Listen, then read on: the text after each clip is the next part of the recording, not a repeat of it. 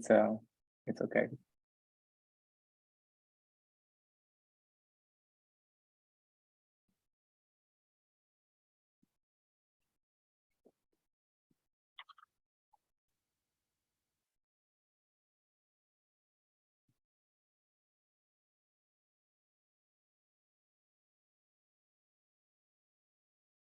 Perfect. I think that we can start. So good afternoon, everyone. My name is Edoardo Celeste, and I'm an assistant professor of law, technology, and innovation at the School of Law and Government of Dublin City University. And it is my pleasure to chair the last webinar of the 2023 DCU Ethics and Privacy Week, which has been co-organized together with my colleagues Brian Davis from the School of Computing and Fiachra O'Brolcan from the School of Theology, Philosophy, and Music. So this is our last webinar of the week. Thank you so much for following the previous events. Yesterday, we had the chance to meet in person at the School of Computing to do a very interesting annotation exercise on job ads to try to put ourselves in the shoes of AI systems detecting biases. And today, we are actually building on that topic and continuing to explore potential biases of related to the use of AI systems, but this time in the context of social media. And in particular, we'll focus on the consequences of these biases and other issues as well that characterize the social media environment. And more broadly, the topic of our webinar today will focus on online digital safety. So safety is a concept that is usually applied in the physical context. Now we speak of safety in the context of the cities, the neighborhoods where we live, but we don't have to forget that actually safety is a very central issue in the online environment too. And safety is related to the fact that actually, although these online spaces are of course virtual, they might have sort of like consequences, very tangible consequences on the individuals. And I'm in a very good company today because I have the pleasure to have three excellent speakers. So we have Dr. Eleen Culloty, who is an assistant professor in the School of Communications and is also the deputy director of the Institute for Media, Democracy and Society, FUJO. We have Dr. Tijana Milosevic, who is an Elite-S Post-Doctoral Research Fellow, who is jointly appointed with the DCU Anti-Bullying Center and the ADAPT Center. And we have also, lastly but certainly not least, Kanishk Verma, who is an Irish Research Council doctoral scholar, who has also been awarded the Google Online Content Safety Policy. And Kanishk also works together with Tijana and my colleague Brian Davis in the Anti-Bullying Center as well. So we have three experts really like in the topic of social media, online safety, online harm, and particularly we have Tijana and Kanishk, who are actively working also in the field of harms related, of course, to vulnerable categories of individuals, such as children in particular. So the webinar will be structured in the following way. We will have the three panelists presenting sort of like an opening introductory statement, one after the other, and then we'll open the floor for discussion.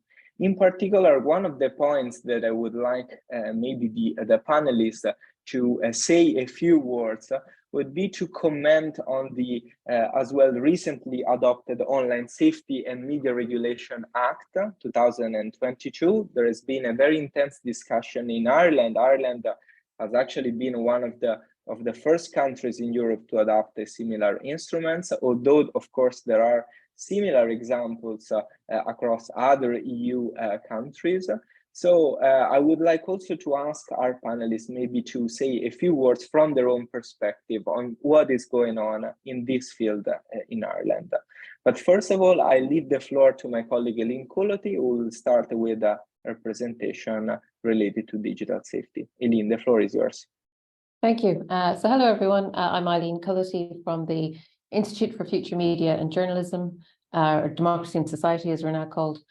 And I coordinate one of our projects called EDMO, which is an EU-funded project that aims to bring together different stakeholders to counter disinformation. So a lot of the work that I do that deals with AI, social media, bias, and harm is through the lens of online disinformation and combating disinformation. And there's two big issues that I want to flag really in terms of how we think about online harms. And that's first how we understand what's actually happening on digital platforms, so how we understand the problem of harm in the context of disinformation. And the second is how we go about countering it on online platforms. And the kind of background for this, as Edoardo mentioned, is that there's a suite of legislation coming in many countries. So in Ireland, we have the Online Safety and Media Regulation Bill. In the UK, there's a very similar online safety bill, which create online safety commissioners, and they have new powers over digital media platforms and to compel them to cooperate and to provide information. And much of this hinges on the idea that there are harms happening on these platforms and that we can counteract this by getting more information from the platforms. And then at the EU level, there's a major package called the Digital Services Act, which again impacts on regulation at the national level. And much of it is based around, or again, from the area that I work in, getting information from platforms, providing transparency reports, platforms opening themselves up to audits. So if we come back to just these two issues, understanding harms and countering harms. So in the context of disinformation, which is just a topic that's of great public concern, we know this from surveys, members of the public say they're very concerned about it, policymakers say they're very concerned about it. But fundamentally, the kind of scale and scope of online misinformation and disinformation is something that we do not understand very well. And that's because we don't get any data from platforms. So we have an awful lot of anecdotal evidence that fuels kind of panics. We do know that it's there, but we don't have a great understanding of the scale and scope of this problem. The impacts of it are also very poorly understood. And there's a kind of, I guess, simplistic idea that if we see this with the current protests that are happening in Ireland, if there is this online misinformation here, that there's a direct cause and effect to what's happening offline. The research behind that is actually pretty weak. To date, an awful lot of research has focused on what's called fake news or blatantly false stories. It seems much more likely that what has the insidious impact on people is subtler forms of misinformation, things that fall into gray areas of manipulation. That's much harder to regulate, that's much harder to research.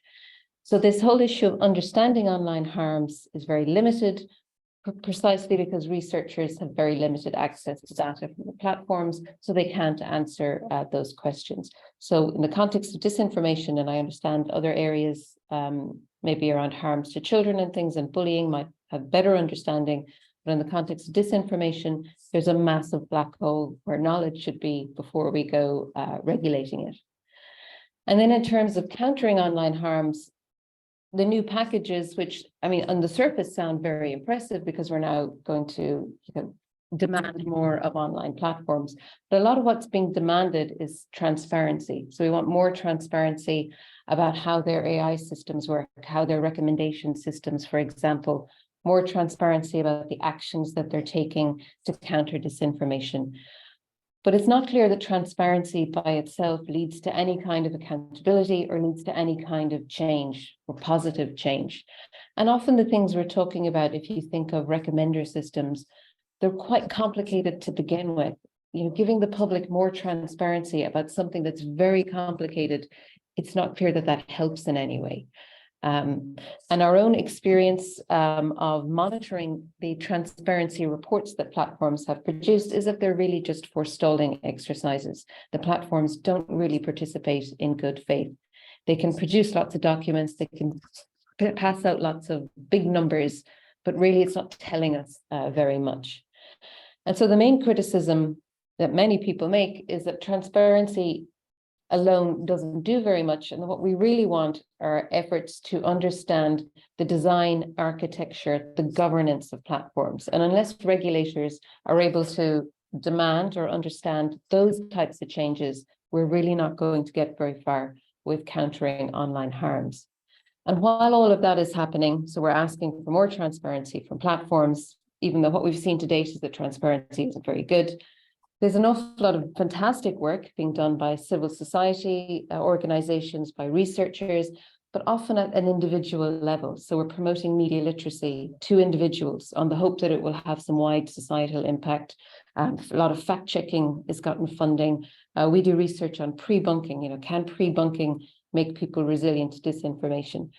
But that's all operating at a quite individualistic level. And you just hope you're reaching the right people. Whereas those systemic changes around online platforms is largely being left untouched. So those are kind of the two big things I would say we need to think about when we're talking about reducing harms. Like, to what extent do we properly understand the problem? And are the measures that are in place by policymakers, how superficial are they? Are they really going to counter those harms? Thank you. Thank you so much, Eileen, for your introductory statement. Very interesting, because I think that you touched upon sort of like two core issues that come when dealing with online harm. So first of all, defining what online harm is. So this was actually one of the major critiques that was moved to the Online Safety and Media Regulation Bill while it was sort of like discussed by the Oireachtas here in Ireland. And one of the main critiques was indeed the fact that the online harmful content was not clearly defined. And indeed, I think, and probably this is an open question for us to answer, I think that the current text of the Act that was definitely sort of like approved by the DOL at the end of November, and that was signed into law at the beginning of December, unfortunately maintains the vagueness of the definition of online harm, but we can discuss actually also from a legal point of view what are the advantages and disadvantages of this broad and vague definition. Because indeed, you, Eileen, you focus on disinformation. This is certainly one of the sort of like typologies, if you want, of online harm. But there are as well sort of like other types of online harms, and I'm sure that our other speakers will mention some of them which are more related to the research field. So without further ado, I would like then to give the floor to our second speaker, Tijana Milosevic. Tijana, the floor is yours. Thank you.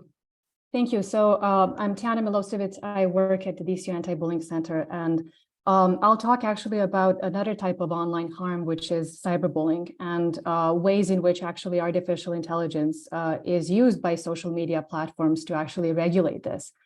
And I'm mostly discussing this in the context of our project, which was actually funded by Meta, Content Policy Award grant. And I'll talk about ways in which more transparency and accountability would be helpful, and ways in which I think the Online Safety and Media Regulation Bill could assist in this process with having children more involved in actually auditing what the companies are doing. So essentially, cyberbullying is a specific type of online harm that involves a repeated harm inflicted on a target. And it can be the online mean comments, distorted images, videos, hateful pages. And sometimes it's easier to detect by artificial intelligence, and sometimes it's harder because it's context dependent. So for instance, exclusion is a very harmful way to target someone. And actually by Instagram, it was reported to be a very popular ways for especially teen girls to bully each other by, for instance, taking a photo of an offline event and then tagging the girl who is excluded and posting it online. That's quite hard to actually regulate by platforms. And so what platforms normally do in the context of not just cyberbullying, which is more specific, but harassment in general, and also identity-based targeting, such as various forms of online hate, which target race, ethnicity, gender identity, is that they would allow you, of course, to report that content. And ideally, that goes to a human moderator who might actually see the context and understand what's going on. But as you probably know, there are vast amounts of content online which are quite difficult to regulate just by humans. So artificial intelligence is involved increasingly, and there is very limited transparency as to how this is done. And this whole process has significant privacy implications for users in general. And our research looks into children and young people. So for privacy of children, and also for freedom of expression, because you've probably seen that content is very often flagged, even if it's not actually harmful. Various creators on social media have tried to find workarounds in terms of language so that their content is not proactively targeted and taken down. So it has various implications for rights. And children have rights which are stipulated in the UN Convention on the Rights of the Child from 1989, and which are established to apply in online environments. And one of the essential rights there, which is often forgotten, is that children have the right to be consulted on matters that concern them. And actually how cyberbullying is regulated on social media is a matter that clearly concerns children. So what we wanted to actually find out as one of the stages in our project is how are actually companies employing artificial intelligence and how effective is this process from children's perspective, and what implications it has on their privacy, freedom of expression, and other rights. And so we actually looked into what the companies are saying in terms of their policy documents, various reports that they put out. And we also tried interviewing companies about this, because, for instance, it's not the same when content is, so to speak, monitored or crawled, which is content that is publicly shared versus content that is shared in direct messages, and what happens when encryption is involved. So all of those things we wanted to know, and we wanted to know specifically how this is done. And companies, as Eileen explained as well, actually reveal, even when they give a lot of information about something. So for instance, in their transparency reports, they might tell you how much bullying they detected in the previous quarter. But they don't really give you more granular information about how this happens. And a lot of the companies that we contacted either were not available to tell us more, to specifically answer our questions, or they were, if they were able to talk to us, we were not able to publish based on that. So we also did the second part of our project. We wanted to see, because children have the right to be consulted, and this definitely affects actually their rights. We actually conducted qualitative research with children, so interviews and in-depth interviews and focus groups with children aged 12 to 17 to ask them really about their perceptions of effectiveness of proactive content moderation and how this actually affects their rights.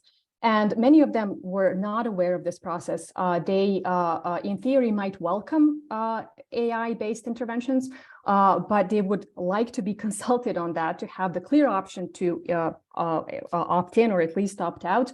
They were concerned about their privacy, about the use of facial recognition, for instance, which many of them found creepy. And they would like to know more about how this is done.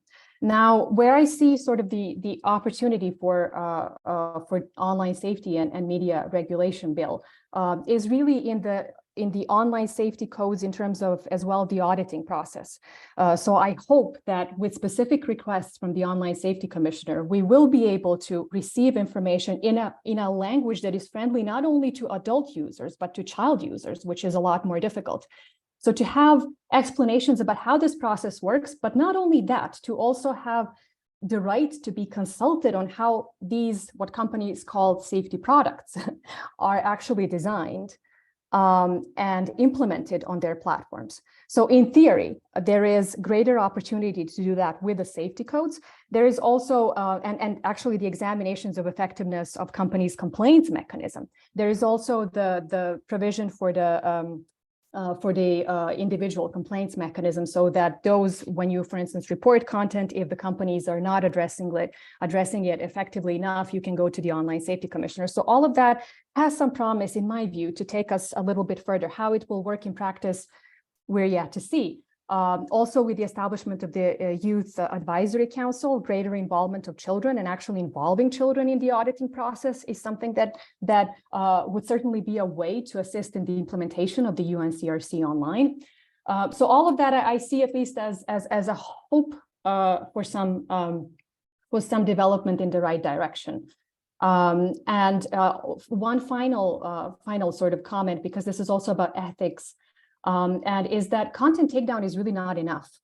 there has to be multi-stakeholder, really coordinated work. And as Eileen pointed out, for the disinformation, this also applies, in my view, for online safety, that we have a lot of stakeholders that are not necessarily, they're developing different programs for digital literacy, for online safety. But I think there really needs to be sort of a clearinghouse, which I'm hoping will be the Online Safety and Media, OSMR, the Online Safety Commissioner's Office, as they do different things.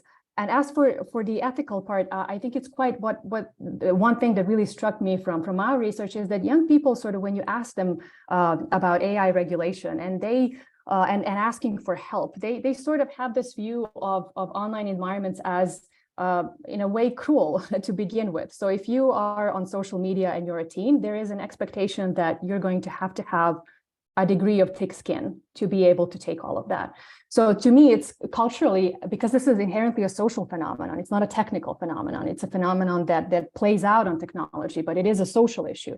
So it's quite, I mean, not maybe fascinating, but for me, it's really sort of, it's difficult to see that the young people actually expect cruelty online. And then, you know, it's not about what kind of help you get, it's about having thick skin. So I think there's a broader conversation about sort of the social implications of all of this. So thank you. Thank you so much, Tijana, for your point. I think it's very interesting, the point that you made about sort of like online harm also as a social phenomenon, because from a legal perspective, we also have to remind the unprecedented issues that we are facing.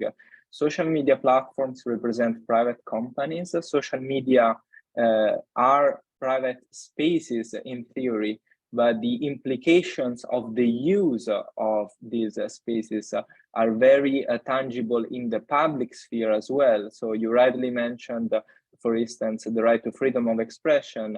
Multiple Supreme Courts around the world have recognized the primary role that social media platforms are playing today as the main tool to disseminate our thoughts, to communicate with each other. Of course, our standards in terms of fundamental rights enjoyment have been significantly raised by the development and the widespread use of social media platforms.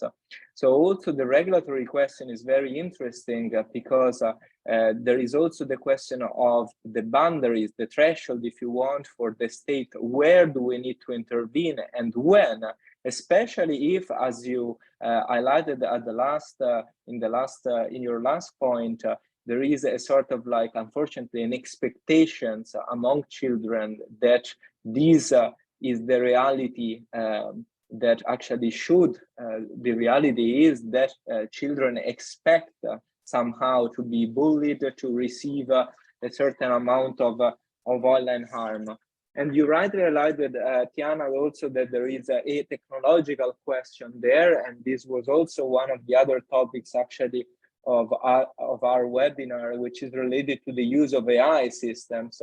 So of course, the social media platforms represent global spaces. The amount of content that is published is impossible to be reviewed entirely by human reviewers. The human reviewers themselves are not people trained in communications law. Very often they don't have a sort of like a specific background in these fields. They're simply trained to review content on the basis of the policies adopted by these social media platforms. But you rightly highlighted that the first step is actually the use of AI systems that automatically detect and take down content. And you rightly mentioned that this, of course, might have also an impact in terms of, for example, exercising our freedom of expression, because more content than what is needed might be taken down, and vice versa. Of course, harmful content can stay online. So I'm sure that there will be questions around these very interesting points. But lastly, I would like to introduce our third speaker, Kanishk Verma. Kanishk, the floor is yours. Yeah, thank you, Eduardo, and thank you for having me here. And I think regarding the OSMR, I'll just be echoing what's already been said by Eileen and Tijana. Just to give an overview to the viewers, my name is Kanishk. I'm a second-year PhD student affiliated with the ADAPT Center at the School of Computing and the Anti-Bullying Center. Now, we all know that AI is only good as the data it is trained on. And this has been a saying that's been going on since a long time. And in the sense, when we speak about, when Eduardo just mentioned a few minutes ago, that AI is used for takedown of online content, and Tijana as well mentioned that sometimes AI gets it wrong, but why does it get, how does it get it wrong? AI currently is, they claim that they're very good at detecting or flagging content and then eventually taking them down. For instance, if you just have a look at the transparency reports that are shared by Meta, that's including Facebook and Instagram, TikTok and YouTube, you'll be able to see that in the past 5 years, they claim that the AI systems have been able to take down more content and that users are not reporting content anymore. And there's like a big decline in user content and an increase in AI takedown. But is this really true? But from what we understand, like if you just change the text phrases in some comments, AI is not able to do that. AI is not essentially still able to understand the context in which a particular comment is said, a reply is sent, whether it's on the story features of different app, whether it's on direct messages, because these social media platforms today not only provide a set of like text-based communication, there's more different ways we can communicate with one another, send messages that disappear once read. So these sort of features that allow social media platforms to provide its users, features and methods to communicate with one another, it becomes difficult for AI here to moderate what sort of content is related to online harm. Coming to the point of OSMR, Eduardo did mention that the definition of online harm is very vague.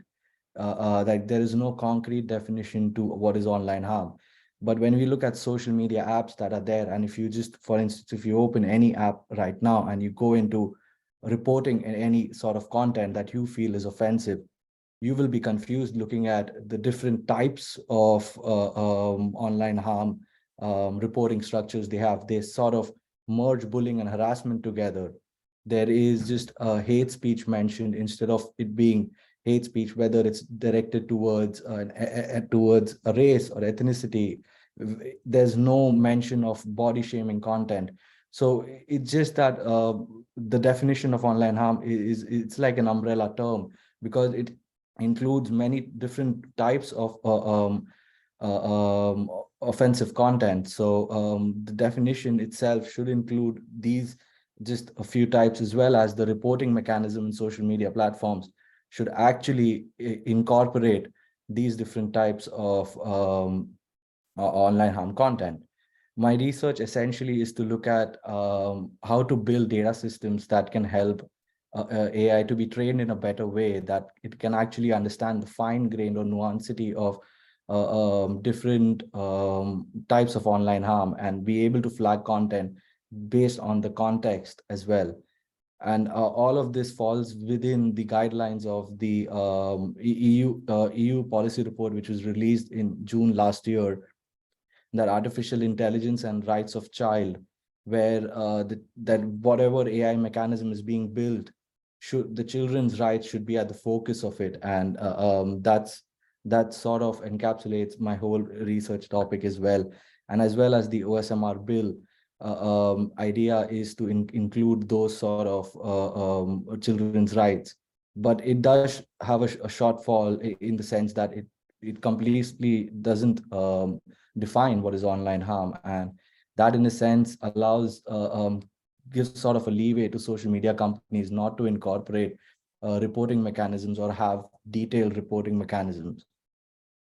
Yeah. Thank you so much indeed, Kanishk, actually for presenting other concrete examples of the vague definition of online harm, and also for mentioning some of the policy instruments that have recently been adopted at European level. Indeed, I would like, so we have now sort of like finished the first phase of our webinar. So before we proceed with the second phase, I would also like to, I've seen that there has been already some movement in the Q&A section, but feel free to type your question in the Q&A box, and of course we'll take the question, we'll ask them to the respective speakers. But while we wait for receiving some questions, I would like actually to ask a general question to all of our speakers, because we mentioned the recently approved Online Safety and Media Regulation Act. Tijana, for instance, made reference to the safety codes. One of the other major sort of like innovation, of course, of this act is the creation of a specific commission that will be essentially inherit the function of the Broadcasting Authority of Ireland, but will be revamped in its functions, also encompassing, of course, topics related to online safety. The general question that I wanted to ask to my speakers is, if you think that actually this act has been brave enough and is providing the right tools that actually we need in order to tackle the various problems related to online harm that we mentioned so far, such as disinformation or cyberbullying. So I'll give maybe the floor this time in the reverse order. I don't know if Kanishk, would you like to comment on this, if you have like any ideas? Yeah, just to sort of reiterate, I think what I already mentioned is that though the commission and the act itself, it's for one of its kind, to be honest. There's no such act there. But the vagueness that it leaves in defining online harm, now for AI systems to be built, because essentially the amount of content that we have on social media today, it's really hard and it's really difficult for any human moderator to go through. Even if in the pipeline of content regulation, there is a human at the end, but a lot of content needs to be filtered down for the human to review.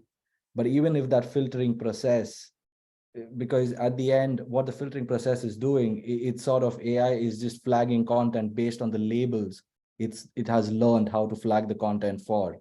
Now, if the sort of annotations or the labels itself are not well defined, then you cannot expect the AI to sort of have a good detection of the or sort of monitoring of the content.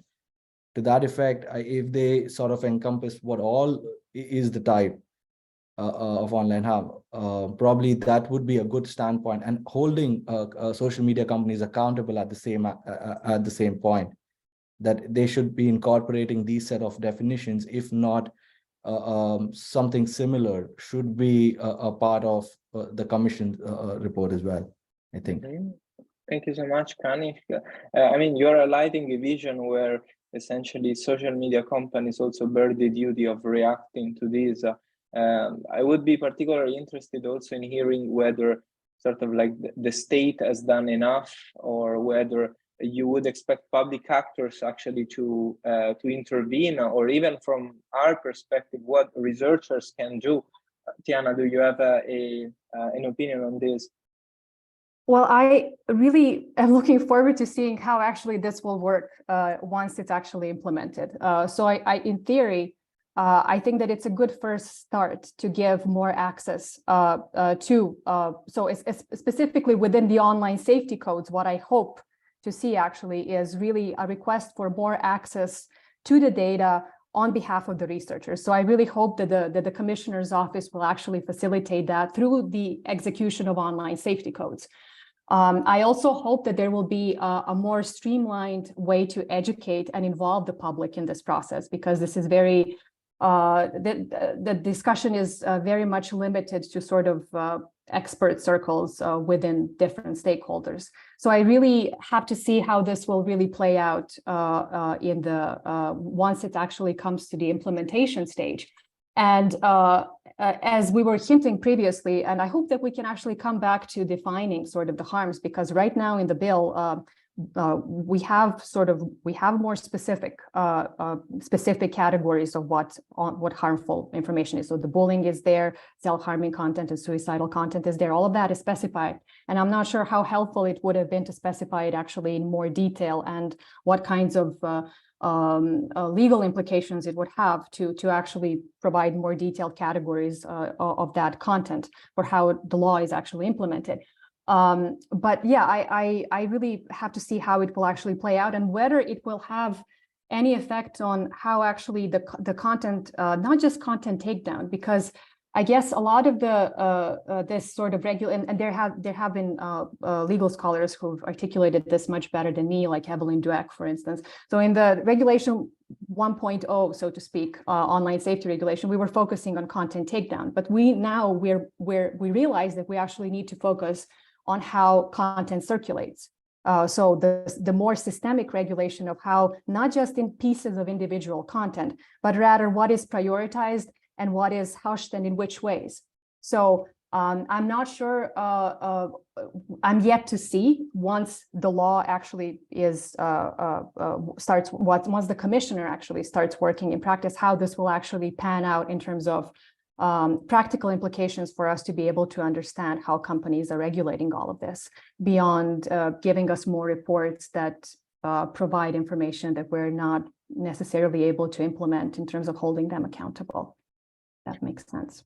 Thank you so much, Tijana, because you also highlighted, I mean, one of the sort of like issues, let's say, of the current act, in the sense that the act itself does not regulate substantially sort of like online harm, but limits itself actually to define some categories. And the reason why I think the legislator decided to go for a very broad definition is also to allow for some flexibility. And this is also because, as you rightly mentioned, the instrument that has been proposed is the one of codes. So these are, and I explain this also for our audience, very similar to other industry sectors where we have codes of conduct that are, of course, adopted by the specific sort of like companies or groups of companies that need, of course, to be approved. So there is a dialogue, of course, with the regulator. But eventually, the sort of like the detailed rules will be in this code of conduct and are not in the act. So this is a further example of delegation, of course, from the legislator, who feels somehow sort of like in the impossibility of defining the details of the regulation of harm. But on the other hand, if this allows for flexibility, this allows also for multi-stakeholder involvement, because there is a provision of the act that actually provides for a sort of like a dialogue between the Commission and other stakeholders. On the other hand, it leaves once again so the whole issue in the hands of social media platforms. So Eileen, do you have any opinion on these points? Yeah, well, I just think it's worth acknowledging that national governments in general are massively on the back foot with trying to deal with these issues, and they're not necessarily best dealt with by national governments developing their own approaches, because you're talking about these globalized corporations. And while the OSMR bill was being developed, in parallel to that, the Digital Services Act was progressing at a European level. And I think there's very much a sense that many of the pieces of OSMR will be resolved when the DSA comes into force. But even at the European level, the Digital Services Act, the DSA began life as a fairly small piece of work that updated the e-commerce directive from the 1990s. But because of all this concern about disinformation, about hate speech, about bullying, it then became the central piece of legislation that national governments are looking to. So a lot of this is happening quite unexpectedly. And even say with OSMR, I mean, I think we can learn a lot from looking at the Irish experience around data protection. Even if OSMR did take on for itself all these extra roles and said it was going to demand accountability on all the things we wanted to do, how would it actually do it? How would it compel a platform to do it? And where would the expertise come from? I'm not sure national governments are capable or have the resources, can resource their regulators in the way that we might want them to regulate, say, national media. So I think at the European level, if you look at things like the new ECAT Centre, so the European Centre for Algorithmic Transparency, where they already have ads out and they're going to hire lots of brilliant people like Kanishk to actually understand AI and how it works and can make these assessments and feed that back into national regulators. So I think that's the key relationship, which in a way is why what the UK is doing with its online safety bill is really interesting, because it's outside of this EU bloc now, and it won't have the backing of the DSA. And it's very interesting, and people from Ofcom are asking, will platforms just ignore them? So they can say, yeah, we want this data, but what's actually going to compel them? Or will they just turn off certain services there because the UK is on its own? So I think it's easy maybe for us to criticize OSMR, but we have to understand it in the context and maybe be more critical of what the European Commission is doing, because they are in a much more powerful position. Thank you so much, Eileen, for providing this perspective. And this actually also reminds me the issue of that is really like related to the Irish position within this, because you just mentioned, of course, data protection. And as we all know, according to data protection rules, actually the Irish regulator, the Data Protection Commission, has the responsibility for most of the processing activities that are actually performed by multinational companies who are headquarters in Ireland. And of course, a similar type of responsibility now in light of the Digital Services Act will be also in relation to social media platforms. So actually, I think it's one very interesting and telling point is that the Commission intervened on that so that Ireland wouldn't be the lead regulator, precisely because of the disaster that is the Data Protection the Commission, DPC, which is just very, very telling. Absolutely. And I think that also, I mean, this exposes the sort of like maybe insufficient sort of like attention that has been paid, or the insufficient investment that has been made over the past few years, for example, in Ireland in this field. But luckily, we do have a sort of like more investment probably in the research field. I mean, I think that all of you, of course, witness sort of like this willingness, of course, to delve into these topics. And just to close our webinar, the last topic that I wanted actually to focus on, that I think that all of you mentioned in your presentation, is the one related to digital literacy. So you mentioned that there should be more involvement of children, of individuals, users more generally, that there should be involvement of these individuals in law and decision-making processes, but also, of course, transparency should be directed towards a major understanding of from the individuals of what is going on social media platforms. So how do you think that this can be pragmatically achieved at the European level in Ireland? Do you have sort of like any solutions in mind? And maybe start once again from Kanishk. Yeah, that's actually very challenging, because this is one of the things I am currently trying to resolve in my research as well.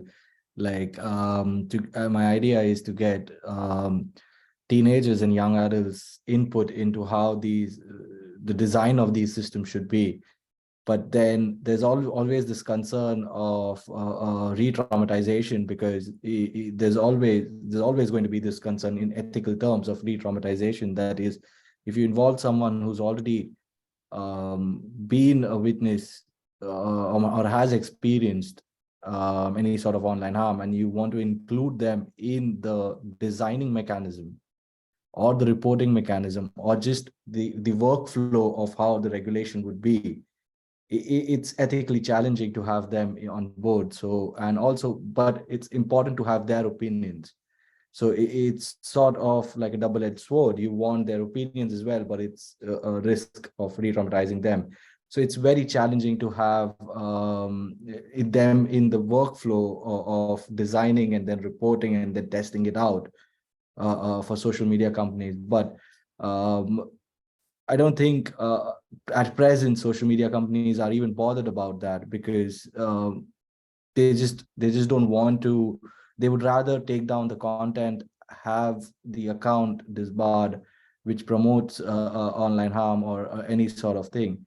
So that sort of way, I'm not too sure what solution could be. So I think the other two panelists would be better to answer this. Thanks, Kanishk. So I think that Tijana and Eleen, you have been called then to address this point. Tijana. So I think there should be greater coordination in how we teach online safety. What I see now, for instance, at the Irish level, is that different organizations, be it non-governmental organizations, that they might start off their online safety program and teach different constituencies, whether it's children or those who work with children or parents, and they develop their own online safety program, which is great because there's definitely a need for that. They clearly do that based on the reporting that there is a need for actually developing these. But I'm of the opinion that actually there should be a really synchronized way to actually teach this, and that should be in a way supervised by one, as I said previously, the sort of one clearinghouse, and that should also trickle down with the collaboration with the Department of Education. So it should go also in schools and also in teacher education. Yeah. What we tried to do, we developed a completely optional social media and well-being and society module for the Institute of Education, but that's just it's an ad hoc. It's not a mandatory module. I think that there needs to be greater synchronization at the state level between different stakeholders as to how this is done, and there should be a synchronized effort. That's number one thing. The other thing is the information that companies put down, even though a lot of them are saying that they put children first or that they design things with children in mind, they need to be obliged to explain how they do that, and also the law needs to in a way make them do that, and to also explain how their policies work in a language that is friendly to children. Let alone the fact that children should be consulted on how this is all designed, whether during the industry process when they design safety products, and afterwards in evaluating them. And maybe I don't understand the legislative process well enough when I say that, I think that there is potential to do that, at least with this piece of legislation. And maybe there's no legal, that there's no way to actually enforce this. But ideally, in ideal terms, this is how in my view, it could work better than it does now. Yeah, thank you so much, Tijana. I think that, there are kind of like legal ways, of course, imposing this. The GDPR itself, was one of the main instruments that was trying to promote a more accessible language, and that it also mentioned actually children and vulnerable categories more in general as sort of like categories that in the case of data protection, data controllers and processors should take into account when drafting actually their privacy policies and so on. So thank you so much actually for bringing this point as well. And Eileen, your conclusive remarks. Tijana captured it well there when she talks about this fragmentation, because first of all, there's this conceptual fragmentation. There's when we think about digital literacy, media literacy, information literacy, people talk about data literacy, algorithmic literacy. You could go on and on. So there's this conceptual fragmentation going on. And then when it comes to implementation, there's a fragmentation between all the different actors that are doing this.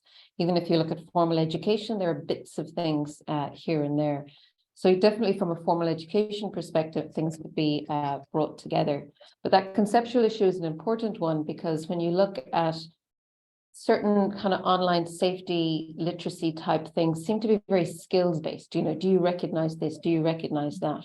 Coming from a media background and a media literacy background, we'd be on a far end of that scale. We'd be much more critical about who owns this technology, who owns this platform, why have they designed things the way they are. That's maybe much more radical than just seeing do people adopt some skills.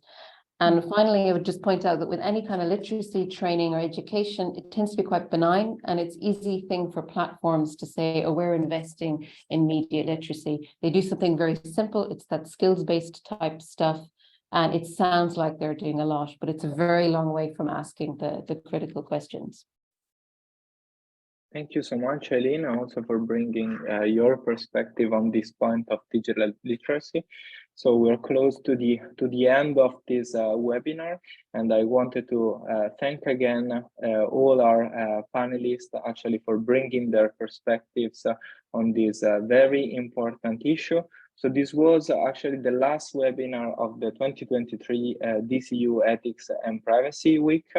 I'm sure that my colleagues Brian and Fiacra will join me in thanking the marketing team of the DCU School of Computing in helping us actually organizing this series of events. It has been a pleasure also to collaborate with all of you. We hope that by organizing these 4 webinars, actually this has brought to your attention issues that you didn't know, or maybe you have further developed your thoughts on cutting edge issues that are currently affecting our society. So this was actually our aim, and we thank you for your support and for attending these various webinars this week. And we hope to see you soon in other DCU activities, and why not next year for